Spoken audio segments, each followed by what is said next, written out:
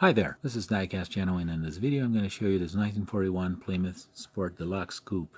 That's actually a business coupe. It's made in 1/18 scale by Signature Models, and it's a very nice model car. It's got a very curious thing, and today I'm going to show that. So don't miss this video. Please don't forget to subscribe my channel, to give me a thumbs up, and to leave your comments below and click the bell for news. So let's take a look at this car.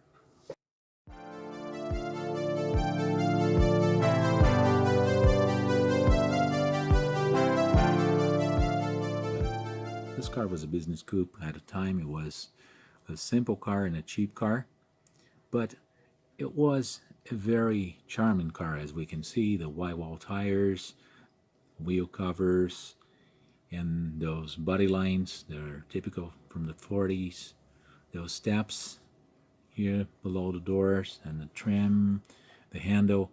And this model car really reproduces it well. It reproduces the gas cap, the trim, the handle, all in separate pieces. The vent window is very well made, and the door opens and closes correctly. It has the simple hinges, but as we can see, it opens correctly. And interior looks nice. The color of interior looks nice, although it looks a little bit plastic. The seats tilt, as we can see. So this is a nice feature. Sometimes you don't see this in more expensive brands. There's a nice feature in this car.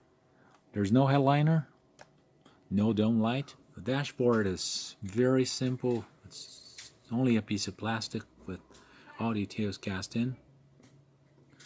The dashboard looks quite simple, and gauges are basically stickers. The steering wheel, made in this white color, looks nice. And the hinge is simple, just like the one in the cheaper models. Door panel is simple as well.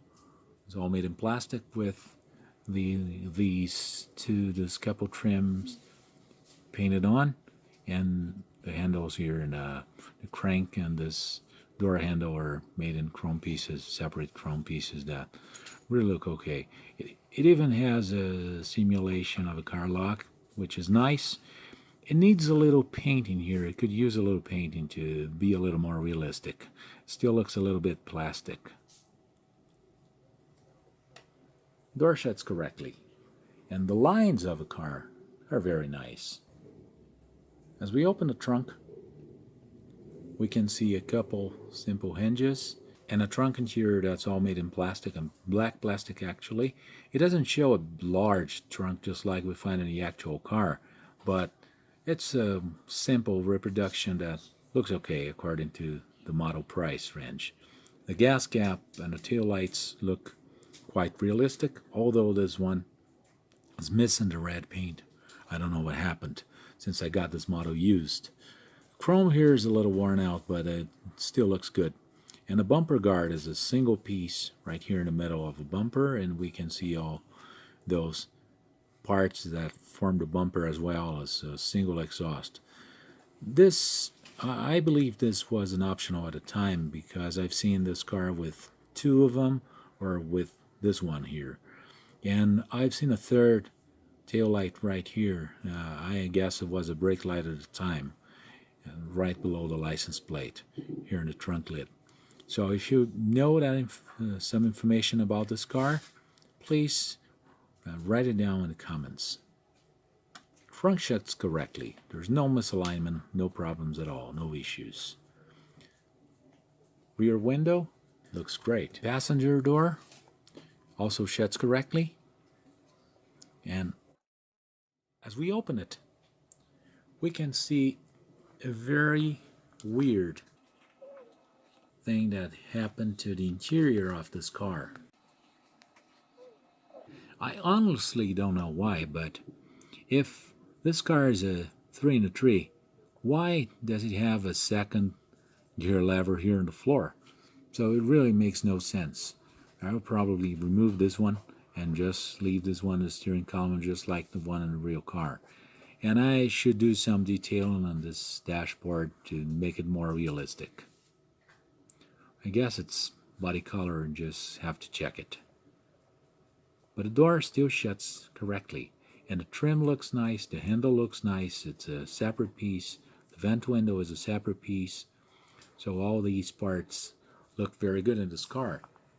And the Plymouth Special Deluxe logo here, which is painted on, it's actually a decal on the painting, looks in a right proportion, it looks pretty much correct, as well as those other lines of a car.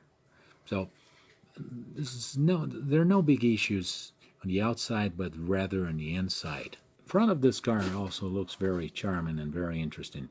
The grille looks perfect. It looks very realistic. It's not a grille, but the mesh looks really realistic. The chrome is in very good shape, as well as the bumper and the bumper guard right here in the center. And those headlights with the blinkers right here atop of them. And the lenses that look okay, despite they have a little pigs here inside.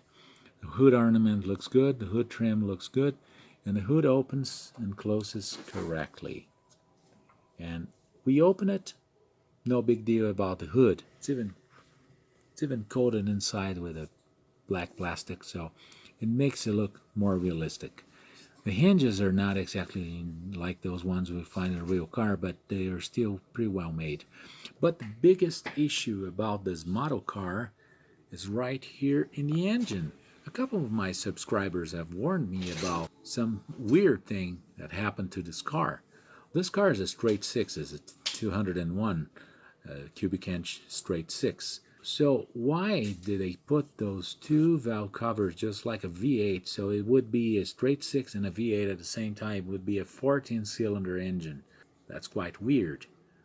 And the holes also doesn't seem to be correct according to the real car. The carburetor is a little bit too low, and the air filter is a little bit too low as well. It should be a little bit higher. But the straight six part of the engine looks good, really.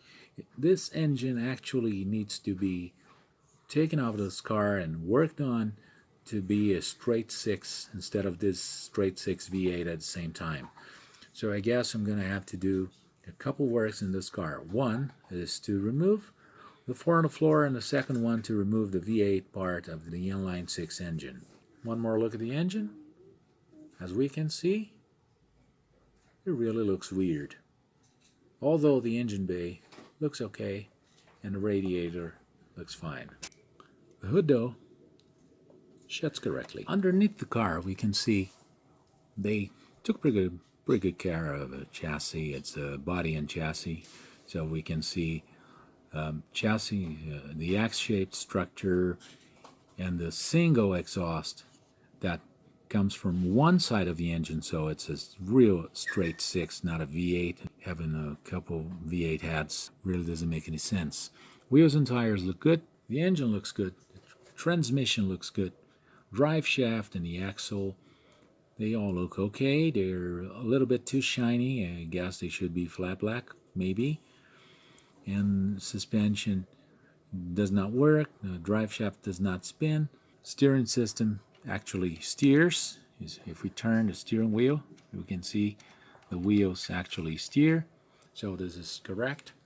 We have some holes here. This is from the step here, and the other ones are from the base.